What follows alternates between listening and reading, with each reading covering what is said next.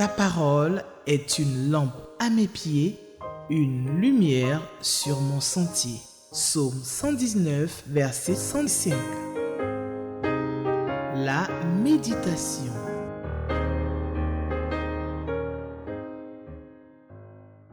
La mer en furie battait les rochers de ces vagues houleuses, mais le petit oiseau dormait. Oh, il donna un sens à ma vie, il donna un sens à ma vie.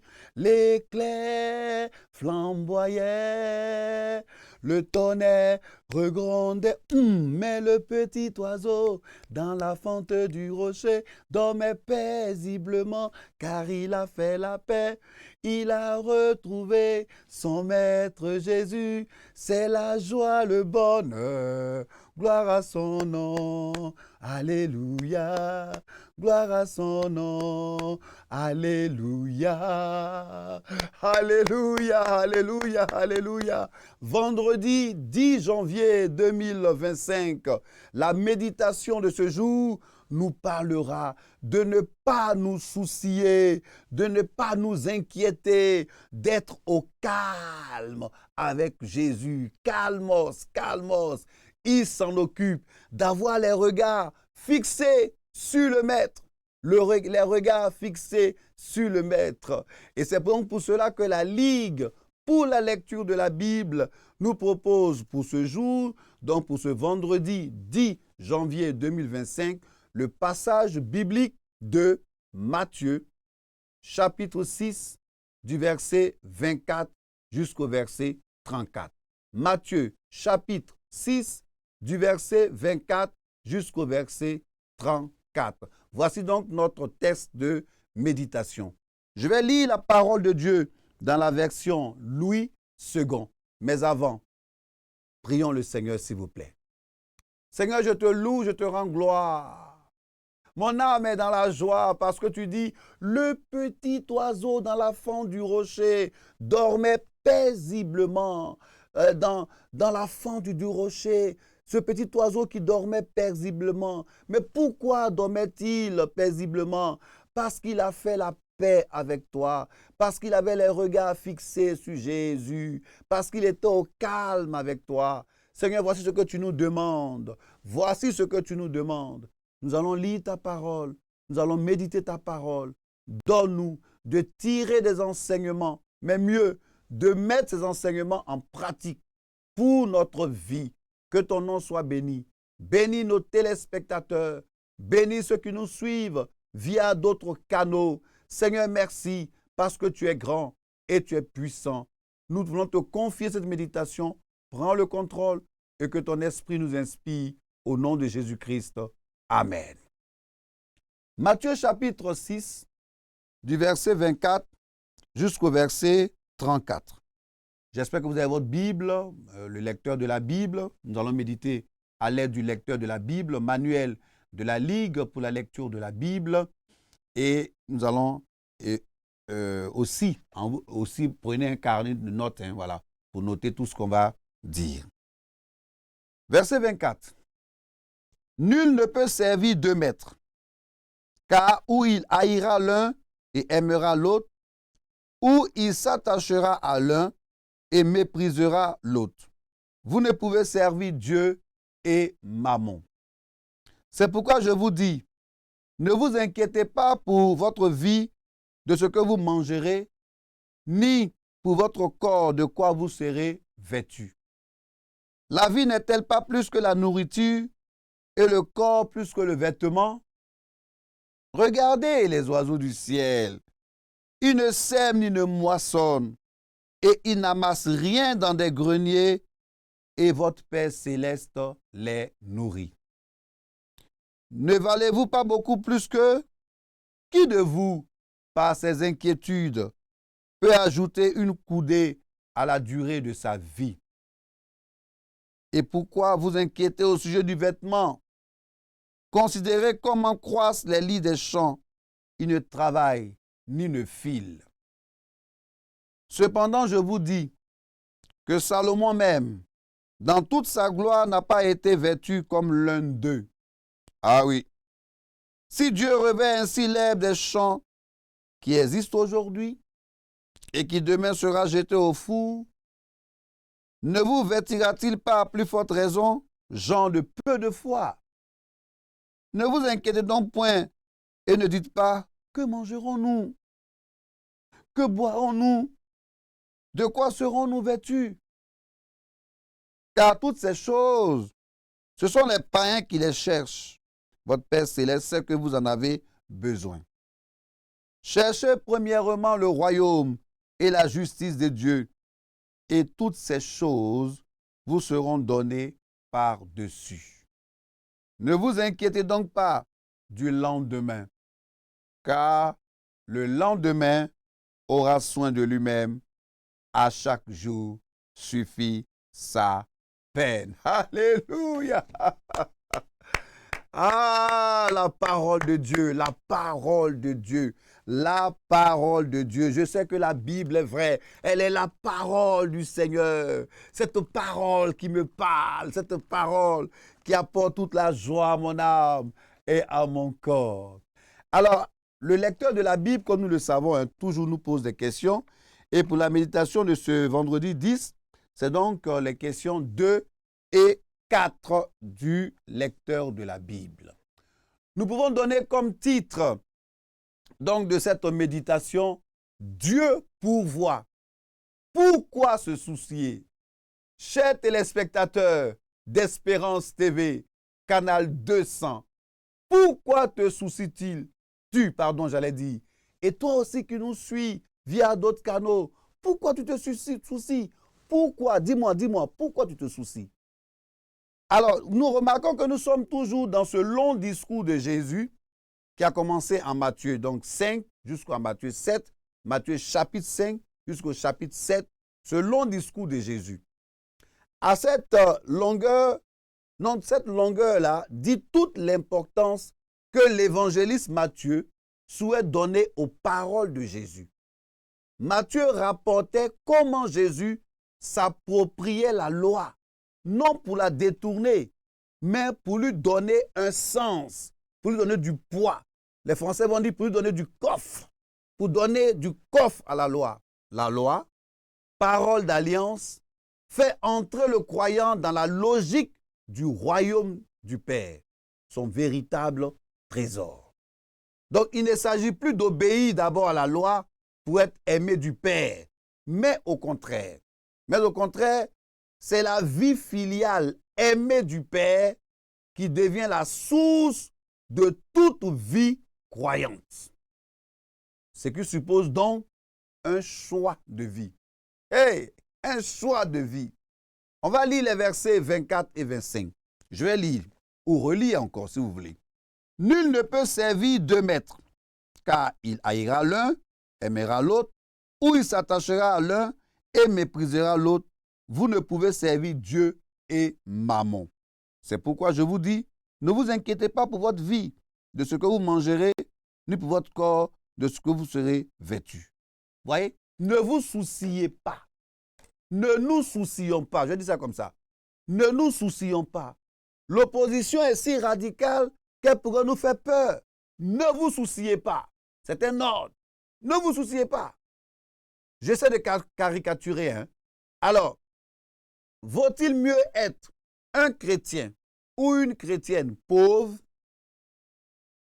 ou un chrétien ou une chrétienne riche? Ce n'est pas de ça qu'il s'agit. Le choix n'est pas tant entre la foi et l'argent. Ici, appelé Mammon. Mais Mammon, là, c'est le démon qui se cache derrière l'argent. Mais donc, le choix n'est pas tant entre la foi et l'argent, mais que dans la priorité donnée à l'un sur l'autre. Je ne sais pas si je me fais comprendre. Il ne s'agit pas de mettre en opposition l'argent et puis la foi. Non, non, non.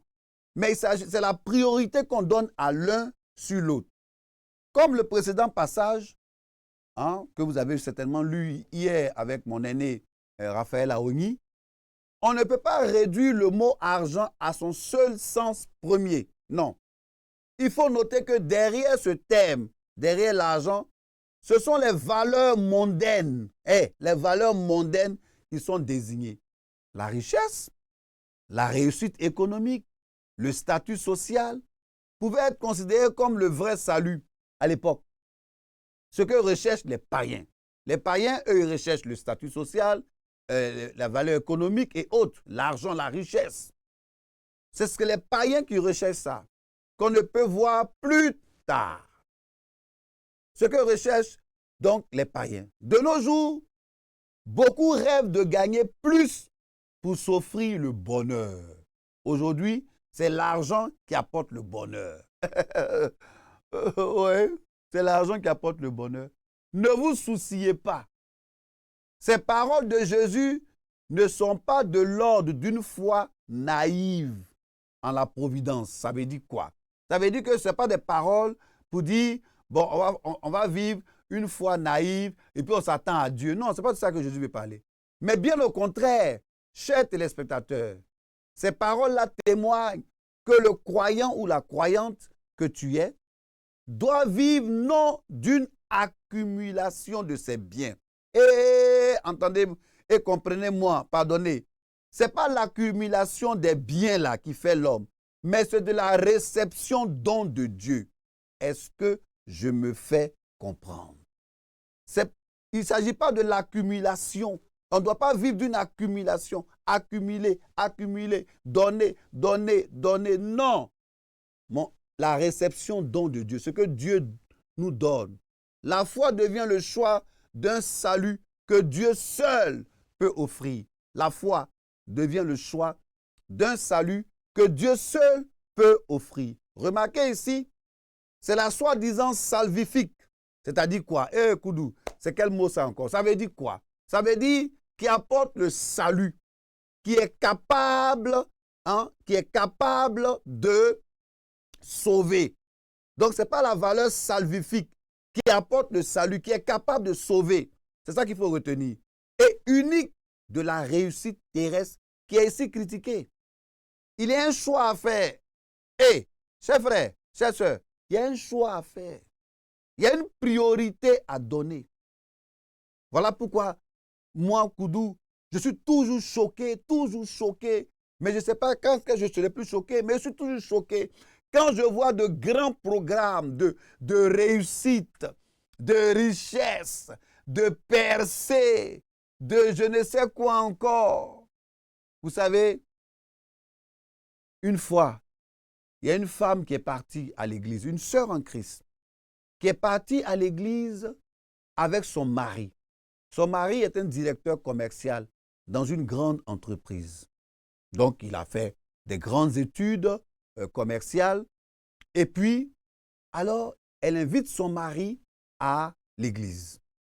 Son mari écoute et ce jour-là, mais le pasteur fait de grandes démonstrations de richesse. Il utilise donc les 7 clés, on va dire, de la richesse en s'appuyant sur des versets bibliques. Sur chaque clé, il met des versets bibliques. Et quand ils ont fini le culte, ils rentrèrent à la maison. Dans la voiture, la dame demande à son mari, « Alors chérie, comment tu as trouvé la prédication du pasteur ?» Elle dit oui. Il dit oui. Il prêche très bien. En tout cas, il n'est pas mal. C'est bien. Son message était bien. Sauf que, chérie, tu sais que je suis directeur commercial, oui. Elle dit oui. Il dit oui. Il a utilisé les 7 clés que nous utilisons en marketing pour vendre un produit. Il a utilisé les mêmes 7 clés pour, j'allais dire, vendre l'évangile. Donc, sur chaque clé, il a mis des versets bibliques. Chérie, tu veux que je dise la vérité? Il n'a rien fait d'extraordinaire. Il n'a fait qu'une démonstration de ce qu'on nous a appris en marketing. Donc, elle était restée comme ça. Chérie, tu me frustres, mais tu me frustres. Il dit à sa femme, tu voulais que je dise la vérité? Il n'a rien fait de particulier. Il a utilisé les 7 clés qu'on étudie en marketing pour vendre l'évangile. Vous voyez, chers frères, vous voyez, chers serviteurs de Dieu, vous voyez, chers ministres de Dieu, jusqu'à quoi on est appelé à être réduit? Jusqu'à quoi? Parce qu'on ne se base plus sur la parole de Dieu. On va sur Internet, allez, on prend les clés, et puis on met un verset, on prend une clé, on met un verset, on prend une clé du développement personnel, purement du développement personnel, et on veut mixer ça à l'évangile. Je dis non. Heureusement, ce n'est pas moi qui dis, c'est la Bible qui dit. Notre richesse, notre réussite sociale doit servir Dieu, doit servir l'évangile, doit apporter quelque chose à l'évangile, pas pour nous-mêmes. Être en bénédiction pour les frères et les sœurs. Notre argent là, si on a l'argent là, ici encore ils vont dire le guet quoi nous, l'argent, ce qu'on a là, ça doit servir. Ça doit servir.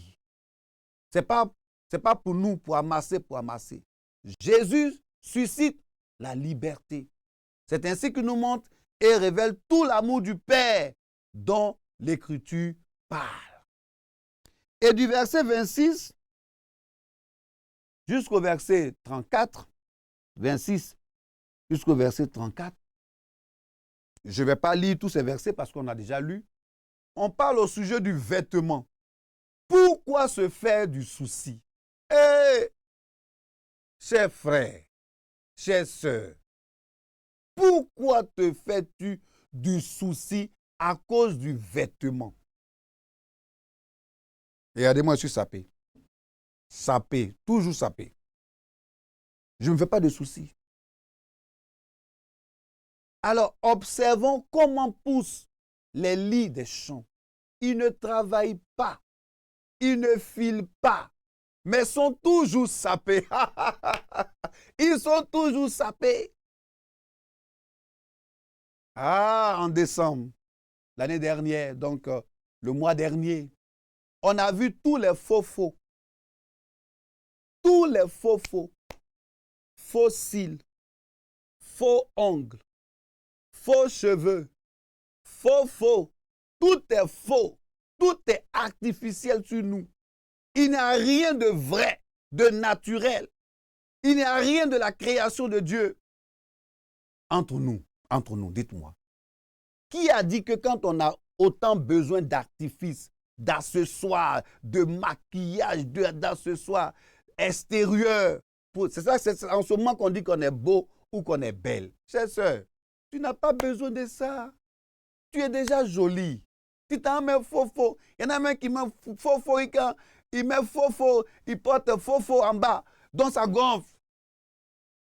En Côte d'Ivoire, on dit, si tu es boubou là, malgré tes maquillages et autres, tu vas rester boubou. Pour ceux qui nous suivent et qui ne sont pas forcément de la Côte d'Ivoire, boubou, ça veut dire singe. Donc si tu es singe, il faut mettre 50 maquillages sur toi, tu seras toujours singe.